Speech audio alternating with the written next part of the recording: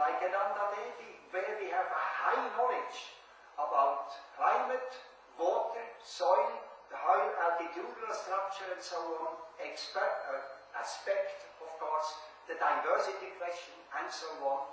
And this would be then a knowledge existing which is on a safe scientific base, and this means the big gap in between. There, of course, it is the moment to introduce also the remote sensing, and I think on a GEOS, this satellite global program and so on, and today much more is possible than some years ago, and I think MENRIS is well equipped to start here also and to help in this sense. But this knowledge, filling these gaps, can be calibrated in these points here to see, is it correct, is it an assumption that may be, and so on, in this sense, to create a skeleton which is safe. So, and in this sense, I just show what the Director General just said. These pictures here are from the last report of IPCC 2007, and it is the Asian map about change of temperature, this one, and precipitation, this. See. Here you have the annual, the mean for a year. This is December, January, February, the northern winter, northern hemisphere winter. Here is June, July, and August. It is the northern hemisphere summer. So you see the temperature. Let's begin first with the season here, December, January, February. The dark red here is plus 4 degrees Celsius. If you take the last 20 years, from 1980 to 2000 as a base, and then to project modeling the last 20 years in the 21st century, that means 2080 to 2100. 20 years of the last 20 years at the end of our century. And this means also the dark red here is 4 degrees increase of the temperature, and it goes to the even darker red here. This is the coast, it is Siberia, this is the Polar Sea beginning. It goes up to 7 degrees here in winter time, December, January, February, here on. So, you may see now where is the Himalaya. We see here a spot, but it is the dry desert belt in the continent coming in, and then these lines go over a little bit less here, but at least this mountain system cannot be recognized in such a manner. You see here the July, very interesting. Here you see not a big change in this season here, and then the continent is heating up and comes to 4 degrees in the center here. Is a very different, is really what the processes are. You see now it is the average between these two here, and as a whole you see an increase of temperature even above Tibet, again very low, +4. And this last report of IPCC, right, there is written very clearly, the highest mountains will have the highest increase of temperature, and probably less white spot, and I just read this sentence. We have a lot of regions, they have written, where observational data in a longer, reliable series is missing, and therefore we couldn't use it for modeling or projections. And I think, in this sense, that every country in the Himalaya, Hindu Kush, is looking for some data in their region, for some water data in their country. Like that, we shall never enter here this global work, the IPCC, and in 5 years we shall have the next report. So, there is a pressure for cooperation.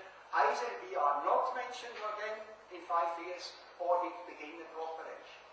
Here is the precipitation, the lower ones. Again, December, January, February. Interesting to see in this winter here that you have a very, very stronger precipitation above Tibet, and this is this boreal winter system which is activated, and you have the increase of 20 30% of precipitation in this area. But in this winter time, you see, even dry here, or drier, much drier, it is about 20-30% less than today. And then it turns around the June, July and August, you have the monsoon, but it is along perhaps these mountains, not very much higher in this sense here. And you see also here this dry part above Tibet or the Central Asian part. And now this interesting comment in this report about the monsoon. It is said we shall have a weakening of this monsoon summer precipitation, but we shall have more anomalies, and they are caused by the hot or the surface temperature of the Arabian Sea and the Indian Ocean has an impact on this precipitation structure. If there the cyclone is starting, then of course we can have much more intense and more frequent heavy precipitation, even if the system as a whole is weaker, perhaps in a warmer climate. It is like a contradiction, but it is highly fascinating, but it shows also certain uncertainties in this prediction. So, and you see also that again, an annual mean saves away nothing, because we have the seasonal precipitation with the monsoon. But it is interesting, and I come as a result, no, I must still say, there were 21 models were used to construct this Asian temperature and precipitation changes. And most of them have same or similar results, as you can see here. 142 countries have designated a focal point. We have in the internet the address, so we know exactly who is responsible. But it is only a focal point. 13 countries have a coordinator elected and have certain stations clearly designated. And these 13 countries, is interesting to see, is of course United States, North America, Europe and so on, but also China is in these 13 and has just designated a coordinator and has a clear network. So in this sense, I think we can perhaps receive a new instrument. And if I was looking here, it was interesting what they want to do here. They want to cooperate with GEOS, this global Earth observation system of systems. This is also in ICIMOD well known, and I think ICIMOD is even a candidate to join this program here. And I think back a little bit on these gaps again. And so you see essential climate variables. And then it is the atmosphere, of course, the temperature, precipitation, air pressure, but also the surface radiation and wind and water vapor. But if possible, it should continue. This station should also take into consideration CO2, methane, ozone, aerosol. And I think this is quite important for this region. When we were flying into Kathmandu above the Ganges, plain again a brown cloud, and it is also pushing here also to Himalaya. I think it is a very central problem for these next years.